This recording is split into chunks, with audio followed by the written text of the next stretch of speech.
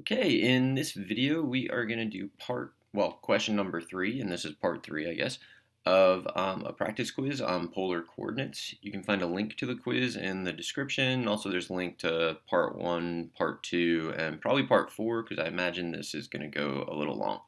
So, this is the problem that we solved in the last part. Let me rearrange things a little bit.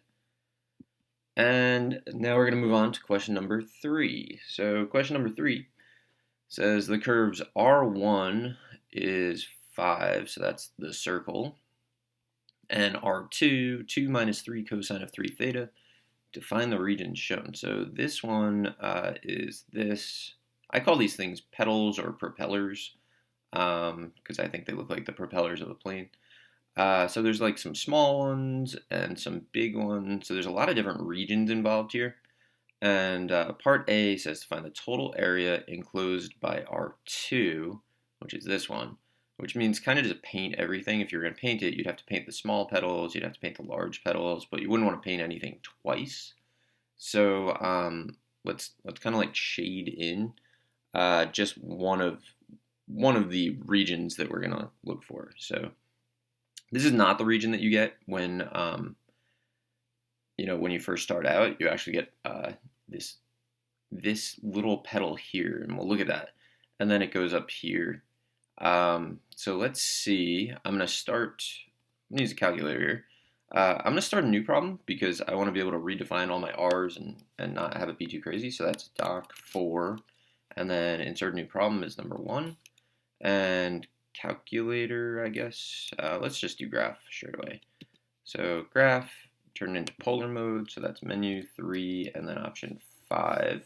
So for R1, that's just 5. And then for R2, 2 minus 3 cosine of 3. And then you have to use theta, which is in the pi key. And enter. And there you go. So it looks like the graph that we're dealing with.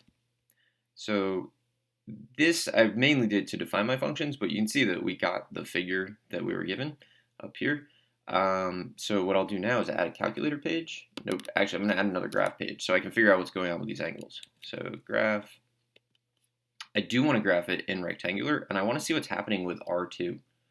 So I'm actually just going to graph R2 and change the variable to x and press enter. And it gives me this. So let's change the window from 0 to 2 pi. 0 to 2 pi for x. And then, so this, if you think about it, it's 2, and you can go up 3 or down 3. So I'm going to go like negative 1.5 to 5.5. So a little above and a little below. So we get this.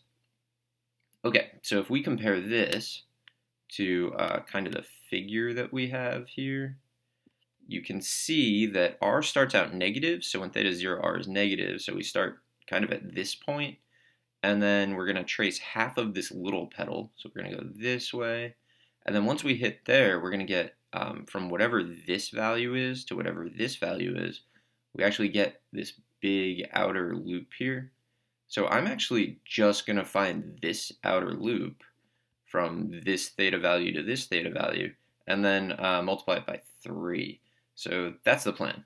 So let me find those values. So what I like to do is I'm going to add 0 to this graph, and then just find the intersection point. So that's menu 813 is how I like to do it. It's going to find all of them, and there are kind of a lot on this page. So you can see there are a lot. They're kind of stacked on top of each other. You can move them around if you want to, but I only need the first 2, so that's pretty good. So let's do, I'm going to store these. So if you arrow over it, and then it's like control and menu will give you this contextual menu. And then store, I'm going to store this as T1. And I'm going to store this one as T2. So I can just kind of like use those. So let's write down what that work would look like. So what I'm doing is I'm setting R2 equal to 0. So R2 of theta equals 0. And then I found the values, and if I want to recover a lot of the decimals, I'm going to put in a calculator page, and let's see, what it says for t1. So it says that, but to get more of them, you just paste it down. So theta 1 is, I like to write down a lot of the decimals. And then I can just reference theta 1, theta 2. So I only have to write it once, so it's not as terrible as it seems. And then theta 2, and paste it down, and let's write a lot of decimals for that. And the good thing is we're almost done with this part at least. Okay, so then my plan here was I was going to integrate R2 from theta 1 to theta 2. It'll give me this whole big thing and then multiply by 3. So the area that we're looking for is going to be 3 and then 1/2 because polar areas always have 1/2 in front of them. And then the integral from theta 1 to theta 2 of R2 of theta squared, don't forget to square it, d theta. Let's see what the calculator says that is. So we want to do 3 times 1/2, you could just do 3/2. The integral from t1 to t2 of r2 of t squared dt is 26.263. So let's write that down and then move on to part B. So approximately 26.263. Okay, so let's see what part B has to say. Find the total area between the large and the small petals. All right, so this is almost the same question. Like, I think we've done a lot of the work for it already. So if I were to kind of shade in that, so that's a large petal, that's a small petal, and we want everything in the large but not in the small petal. Okay, so we can definitely find that, right? So let's see, what kind of plan should we have? So I think our plan is going to be the answer to part A, which was the total area kind of all the large petals with the small petals included, but not double counted. And then I'm going to just subtract from that 3 of the small petals. And then if you go back and look at, let's go back to, I don't know, wherever my graph is. Here, okay, so a small petal, one small petal, you can see the small petals there where it dips below the x-axis. So this would give me one small petal if I wanted it. But what I prefer to do is to answer polar questions as soon as possible in terms of theta. So I'm actually going to do half of a small petal from 0 to this theta, so from 0 to t1. And then I'll just double it. That'll give me one small petal, and then I'll multiply that by 3 to get all 3 of the small petals. So that's my plan. I'm going to go from 0 to t1, and then double it to get the full petal, and triple it to get all 3. And let's write that down. So for my small petals, so this is the kind of planning that you have to do when you're dealing with polar stuff. So I'm going to find half of a petal, and that's from 0 to t1, or theta 1. I'm going to multiply that by 2, and then I'm going to multiply, so double it basically to get a full petal, and then multiply by 3 to account for all 3 of them. All right, I think we're ready to at least write it down. So the area is going to be, so the answer to A was this integral, 3/2, the integral from theta 1 to theta 2, r2 squared d theta. And then the new thing, we're going to subtract 3 of the small petals, and each of them is 2, because we're going to really find half, and then 1/2, because all polar areas have that. The integral from, so we're going to go from 0 to our theta 1 that we've already defined, which is good. That's why you want to define things on the calculator. And then r2 again.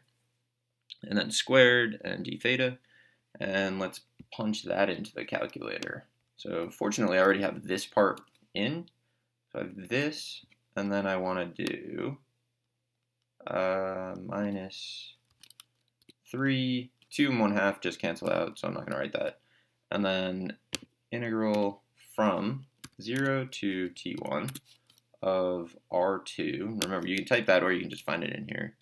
r2 of t squared dt. And let's hit enter and see what we get. So I get 25.822, and that seems like a good answer. So jot it down. Let's see what part C has to say. So for part C, find the area in quadrant 3 within the circle, but not within any other curve. So let's try to trace that out. So there's quadrant 3, and we want to be in the circle, but not in any other curve. So let's go around the boundary of R2. So here, there's this little loop along the y-axis. That's probably the weirdest part. Okay, so I think we can do this. So let's kind of like shade in. That little blip there is going to be the weirdest part. And that doesn't seem so bad. And then that's the region we're actually looking for. Okay, so let's do something that the calculator is really good at. And that, I'm going to add another page, another graph. I'm going to change it again to polar. So menu 3, 5. The more you do it, the better you get at it. I'm going to graph R2, but I'm only going to graph R2 in the third quadrant, which is from pi to 3 pi over 2. And let's see what this thing just looks like there. Okay, so this is kind of interesting. I don't know how to get a really good looking version of this. Let's box it. Zoom 4. Let's see. Okay, so if I just integrate R2 from pi to 3 pi over 2, I get this, which I definitely wanted up here. I get the little blip region here along the y-axis, which I wanted, but I also get this little petal. But that's okay because I know how to find the area of a petal. So what I can do is I'm going to do the quarter circle, right, which is, the circle in quadrant 3. Then I'm going to subtract this whole integral. But when I subtract this whole integral, I subtract more than I want. So I'm going to add back in a little petal. So that's my plan. Let's see how that goes. So I kind of screenshotted that just in case I forgot what I was doing. Obviously, you don't have the option of screenshotting on a quiz, but I thought it'd be useful. And so my plan is going to look like basically what I said. So I'm going to do a quarter of the circle, which I'm not even going to use a polar integral for. I'm just going to find the area of the circle and divide by 4. Then I'm going to subtract the area of R2 from pi to 3 pi over 2. But that over subtracts. So I've subtracted a small petal that I wasn't supposed to, so I'm just going to add that back in. So this is pretty much a classic polar area question where you have to subtract something, but you subtract too much, so then you add it back in. Happens all the time. All right, so we can do that, I think. So the area, the circle is just r is equal to 5, so the area that's 25 pi, so 25 pi over 4. And then we're going to subtract R2, the area of R2, from pi to 3 pi over 2. So that's a pretty normal integral, so it's just going to be minus 1/2 the integral from pi to 3 pi over 2, R2 of theta squared d theta. Then I have to add back in one of the small petals, and if you remember, for the small petals, we said that we were just going to go from 0 to t1, theta 1 for us, and then double it, because that gives us half. So we'll do that. So we're going to add back in what we over subtracted. Right there. All right, and now it's a calculator problem. So let's see if I can find the place where I did all these integrals. All right, so here I want to do, so it's 25 pi over 4, so that's the quarter of the circle, minus 1/2 the integral from pi to 3 pi over 2 of R2 of t squared dt. And then I had to add back in, so plus, it's 2 times 1/2, so that's just 1, I'm not going to write it. The integral from 0 to, it's actually like sitting right there, but I'm going to type it anyway. 0 to t1. So I type everything, but remember, it's always in the var key if you've stored things along the way. Of R2 of t squared dt. All right, let's see what this gives us. 15.106, which seems like it could be reasonable. That's one of the problems with these. Like, it's really hard to know if your answer is reasonable or not. I mean, obviously, you have to get an answer that's smaller than a quarter of the circle, but other than that, it's kind of just estimating, which is not really a problem, but it's a little bit weird. All right, so we're done with question number 3. Like I suspected, it would be kind of a long one. I hope you found this helpful. I'll be back in part 4 to answer the final question that was on the quiz. All right, and good luck.